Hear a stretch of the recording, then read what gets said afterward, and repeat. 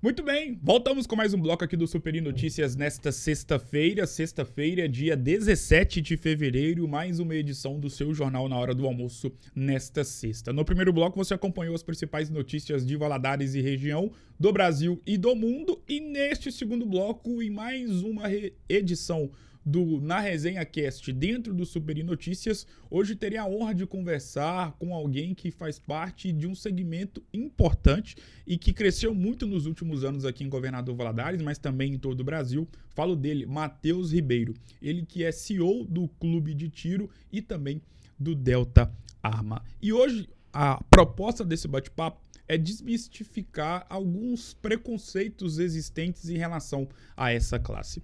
Matheus, primeiramente, seja muito bem-vindo. Agradeço mais uma vez por ter aceitado o convite. Obrigado. Boa tarde. Boa tarde, obrigado. Eu que agradeço a oportunidade de falar desse mercado que estava em ascensão. Sim. E poder compartilhar essas informações que são importantes para nós cidadãos de bem. Até mesmo, Matheus, para a gente poder desmistificar algumas falas e alguns tipos de pensamentos existentes na cabeça de muita gente que até mesmo por falta de informação Sim. tem uma certa ideia pejorativa em relação às pessoas que possuem empresas ligadas a alguma questão voltada para arma, para clube de tiro. Sim. E para a gente poder começar nosso bate-papo, como é que funciona o processo para a pessoa comprar uma arma? Porque na cabeça de muita gente é só você ter o dinheiro, ir lá comprar, passar o cartão, o Pix e tá feito o negócio. Mas não, tem todo um processo. E eu queria justamente que você explicasse como é que funciona esse processo. Sim, nós temos um trâmite para seguir. Primeiro, o cidadão, ele tem que entender que nós temos dois órgãos que regulamentam a arma de fogo. Nós temos a Polícia Federal e nós temos o Exército. E o despachante, nós, no caso, somos despachante, nós apresentamos essas propostas. No governo anterior, a arma sempre foi assim, sim, mas era mais fácil o acesso, né? Sim. No governo Bolsonaro sempre foi mais fácil, era flexível. Nós temos a Polícia Federal e nós apresentamos o segmento da seguinte forma. É uma arma para defesa. Sim. É uma arma para você ter dentro de um endereço específico. Seja ele urbano, seja ele comercial, sim, seja ele rural. Sim. E essa pessoa se limita a esse território, tá? Ele tinha um limite de acordo com o decreto. Na época era 4 armas. Sim. Então ele poderia ter uma arma na fazenda, no sítio, poderia ter uma arma no comércio, né, para sua defesa, né? E aí nós temos o Exército, né, que são os famosos CACs, que são caçadores, atiradores e colecionadores. Essa função do CAC tem o principal objetivo da prática do tiro esportivo, né? Você transportar a sua arma para o clube, né, que é credenciado, também passa pelo trâmite da aprovação. Sim. E aí você tem esse acesso ao clube de tiro com mais facilidade. Então, depois que você passa pelo trâmite de ser maior de 25 anos, de ter capacidade idônea, de ter ocupação lícita, residência fixa, você passa pelo teste psicológico, você tem que passar pelo teste de tiro, e aí inicia-se esse trâmite. Então, cada um ali tem... São trâmites muito parecidos, mas o Exército tem uma proposta, um trâmite um pouco maior do que a da Polícia Federal, por ser um processo mais simples. Sim. Então, você primeiro, pelo Exército, você se torna atirador quando acontece o seu cadastro no Exército. Nós chamamos de certificado de registro. Sim. E pode completar. E depois é que nós partimos, depois que você tem esse documento, é que a gente parte para a compra da arma. E sobre o clube de tiro, e é interessante, né, até mesmo nas redes sociais, dá pra gente poder perceber um alto número de pessoas que estão indo no seu clube de tiro, não sei se existe um outro tipo de segmento igual ao seu, para poder praticar. Inclusive, pesquisando, para a gente poder fazer essa entrevista, existem hoje os clubes de tiro e existe a tiroterapia, que é onde a pessoa tem a prática de tiro totalmente legalizada dentro de um espaço para poder ali se distrair, fazer uma reunião com amigos atirando. Você que também é proprietário de um clube de tiro, como é que funciona? Como é que eu faço para poder ter uma tarde num clube de tiro? Então vamos lá. Eu vou te contar duas versões, porque atualmente essa versão está mudando. Sim. Né? Nós tivemos uma fase de flexibilização, que é o período Bolsonaro. Nessa época, você que era um cidadão de bem, a gente fazia todo a vistoria, né? A gente conferia sua documentação, a gente fala tirar a capivara do cara. E a gente fazia isso aí. Se a pessoa era correta, tava tudo ok, aí a gente agendava para a pessoa ter esse momento. Então, nós temos aí cursos básicos, né, de manuseio. As pessoas escolhem muito pistola, né, que é muito bacana, uma arma semiautomática. Você efetua o disparo e automaticamente ela já prepara para você fazer um novo disparo. Sim. E aí depois começou a questão dos calibres restritos, que são os fuzis, começou a ter acesso, inclusive eu tenho um, os cidadãos atiravam lá com a gente. Então, era fácil, né, entre aspas, você ter acesso a esse dia. O clube de tiro, ele é benéfico tanto para a saúde física quanto para a saúde mental. Né? Na questão corporal, o equilíbrio, alivia o estresse, a mente, melhora a sua postura, né? Te traz uma sensação de responsabilidade. Exatamente. Eu acho que nós, como portadores de arma de fogo, nós proprietários, nós adquirimos essa responsabilidade, que eu acho que até mesmo o veículo, a pessoa, o cidadão que tem um carro, uma moto, ele teria que ter esse senso de responsabilidade. Claro. Né? Só que o problema é que as imagens são diferentes. Né? Hoje você vê muito a imagem negativa de quem se tem uma arma de fogo, mas acontecem mais acidentes com carro, mais intenções de morte com carro do que com arma de fogo. Tá? Então, assim, tem que levar essa ótica, que é importante, porque a gente cria esse senso de responsabilidade e acaba levando a nossa vida de maneira correta, dentro da lei, e divertindo também, que é o mais importante. Se entrar necessariamente na vida do Matheus Ribeiro, eleitor, militante, apoiador, em relação à questão política. Mas, notoriamente, nos últimos 4 anos, sob a ascensão do governo do ex-presidente da República, Jair Bolsonaro, dá para a gente poder ver que em todo o Brasil existiu uma liberdade maior em relação à questão da atuação dos clubes de tiro e até mesmo na permissão para poder se ter uma arma dentro de casa ou dentro do seu comércio. Sem entrar na seara do governo Bolsonaro no que tange da política. E sem entrar na vida do Matheus eleitor, do Matheus empresário, do Matheus que gosta da prática do tiro. O quanto que o governo Bolsonaro foi positivo para a seara de vocês? 100%. 100%. Nós falamos lá que o atirador esportivo ele sempre existiu. Tá? É tanto que o tiro olímpico ele é desde a época de Atenas, né? 1890 e poucos. Já tinha o tiro esportivo. No Brasil, essa questão cultural foi o Bolsonaro que trouxe de bandeja. Gente, é bacana, sabe? Você pode se defender. Sim. De acordo com a lei, você pode se defender, preservar a sua vida, sua família. Então, assim, ele trouxe uma realidade que nós não enxergávamos. Então, o atirador esportivo, ele sempre existiu. Possuidores de armas sempre existiu. Ele só mostrou pra gente num telão da vida que é fácil a gente ter esse objeto, né? Que hoje, especificamente, ele não mata sozinho. Claro. Tá? Quem mata são as pessoas. É por isso que eu fiz anteriormente a comparação do carro com a arma de fogo. Certeza. Né? É a intenção do coração, é a intenção da pessoa. Então, se a pessoa ela passa por esse trâmite e ela adquire isso para a prática, para defesa, enfim, ele trouxe essa realidade. E as pessoas se divertem. É muito gostoso você chegar lá no Delta. Nós temos o Alfa também, né, que é um clube aberto. Nós temos o CTT também, que é um clube fechado também, dentro de Valadares. E é gostoso você chegar lá, você ter os amigos para compartilhar desse mesmo assunto, que você pode comprar arma X, que você pode comprar arma Y, que tem um treinamento X, que tem um treinamento Y. E que você pode entrar dentro desse local que é seguro, que tem pessoas especializadas para te atender, para te receber, seja você atirador ou não. Sim. Então, assim, o tiro em si é uma delícia. É muito bom a prática do tiro. Então, ele trouxe essa proposta pra gente, essa realidade que nós, como brasileiros, não tínhamos essa cultura. Nos Estados Unidos é constitucional. Sim. No Brasil, não. Nós temos a concessão da arma. Né? A gente compra, paga imposto, mas a arma, entre aspas, não é nossa, porque ela é um direito concedido. Sim. Então, o que hoje tem acontecido é que o governo está limitando a gente. Isso está prejudicando muita loja de arma, muito clube de tiro, mas é isso que eu digo. Esse governo anterior, ele facilitou.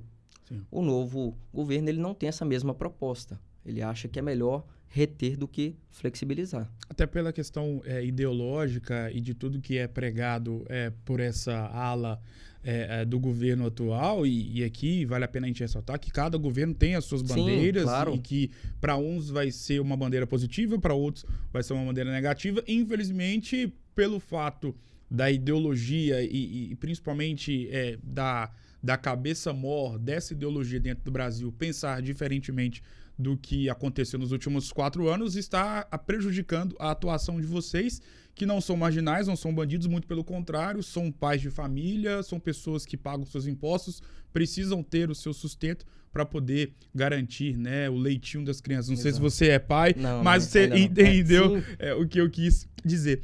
Eu queria ressaltar mais uma vez que não é qualquer um que pode ter uma arma. Não. E sobre isso, qual é a maior mentira, qual é a maior falácia que você, que é desse segmento, já ouviu e que você acha que deveria ser totalmente extirpado da cabeça do cidadão comum? Armas de cidadão comum vão para a mão de bandido. Não vão. Eu não posso aqui ser o detentor da verdade e falar que não há exceções. Mas estudos mostram, e eu acompanho os estudiosos dessa área, eles falam que o índice de criminalidade caiu.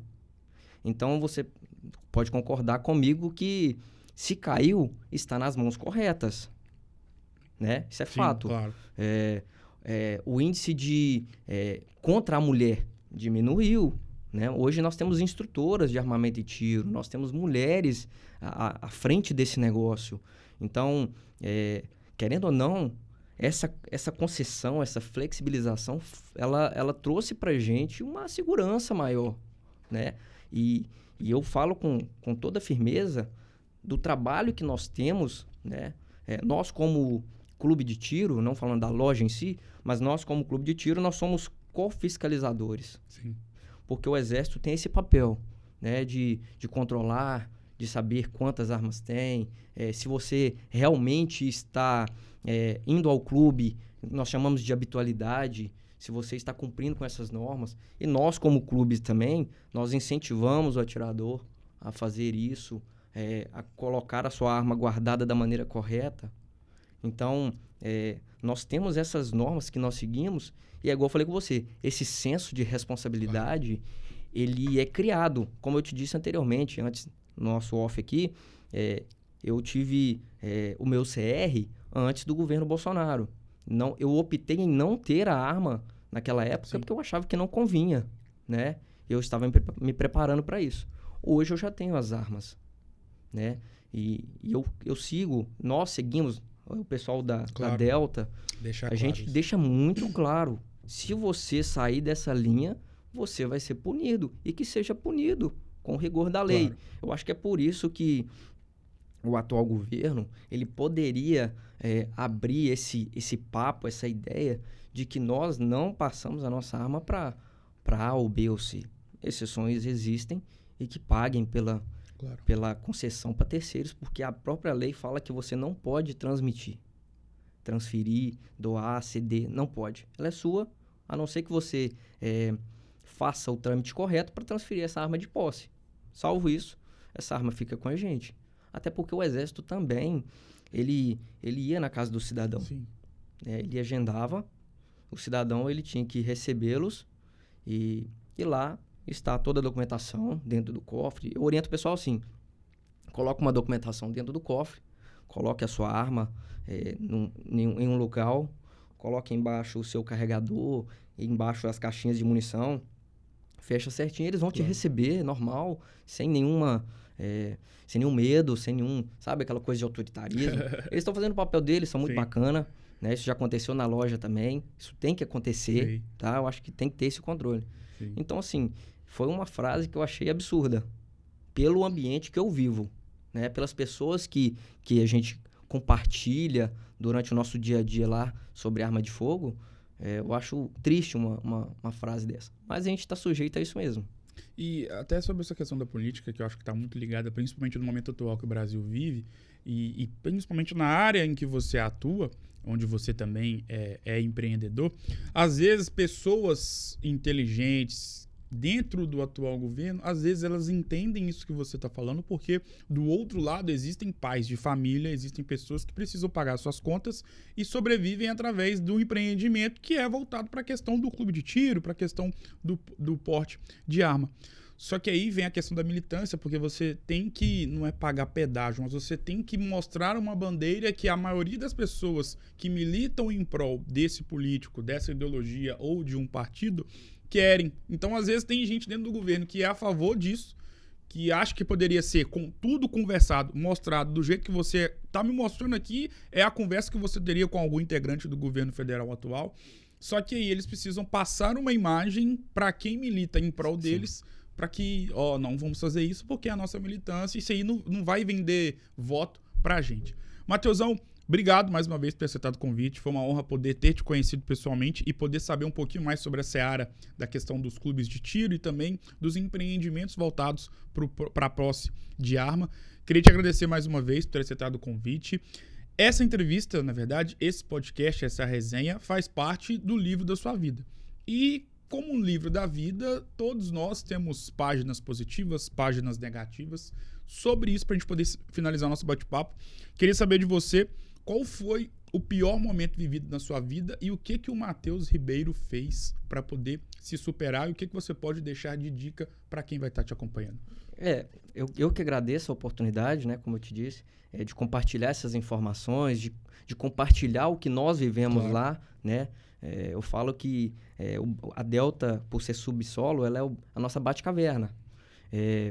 Nós agora estamos vivendo um período crítico, né? O Matheus agora, juntamente com o meu pai, o Ribeiro, nós estamos vivendo um período de incerteza, de ter que se readaptar, se recolocar, analisar a situação. Sim. Eu acredito que eu sou cristão, eu acredito e sempre vi o meu pai pregando isso, que Deus está no controle de todas as coisas. Nada foge dos planos de Deus, nada foge do controle da mão de Deus. Então, se nós estamos passando isso, é permissão de Deus, né? Acredito que o ser humano ele tem responsabilidade também no que fazer dentro dessa situação. Eu já ouvi muitas pessoas falando que é no período de crise que o ser humano ele se sobressai, ele cria uma forma de superar, de subir um degrau, enfim.